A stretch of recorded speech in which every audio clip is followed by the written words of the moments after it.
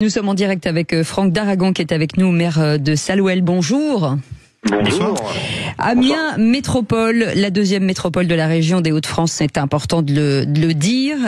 Vous êtes maire, c'est le 5e mandat d'élu local, bravo en tout cas, et le premier comme maire. Quels sont les investissements aujourd'hui privés et publics que vous avez réalisés dans la commune en matière de transition énergétique et des mobilités ? Alors effectivement, oui, ça fait mon 5e mandat et on a investi au niveau énergétique parce que ça coûte de plus en plus cher et avoir accès à une énergie moins chère pour se déplacer, réaliser des économies d'énergie et produire de l'énergie verte, ça nous permet ça devait être une nécessité pour être en phase avec les finances de notre ville et puis relever les défis liés au changement climatique. Combien d'administrés chez vous ? Alors à Salouel, on a 4200 administrés. Ah d'accord. Oui. Et vous avez organisé, vous avez mis quoi, des panneaux photovoltaïques ? Vous êtes allé sur quel type de produit ?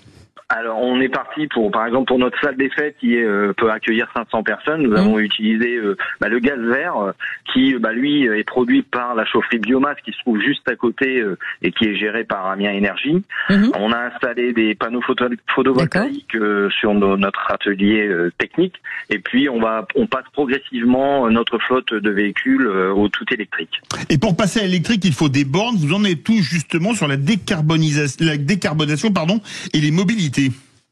Eh bien, comme je suis un élu au niveau du syndicat d'énergie, territoire d'énergie 80, le syndicat, lui, réalise un maillage sur le territoire et à Salouel, comme dans plusieurs villes de la métropole, on a décidé d'accueillir des investissements privés de stations E pour compléter et bénéficier de nouveaux services.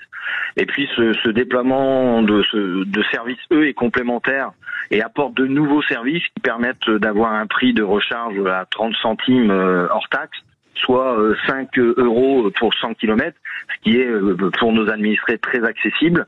Et les usagers peuvent sur la station en plus bénéficier de services de proximité, comme la récupération de colis, puisqu'on a un casier connecté Vinted. Et c'est là encore de l'économie circulaire, puisque c'est de l'achat et de la vente de seconde main.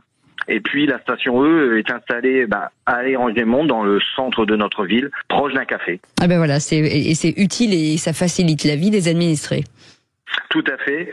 Cela permet l'accès au très haut débit pour les mobiles. Cela simplifie l'usage de la voiture électrique.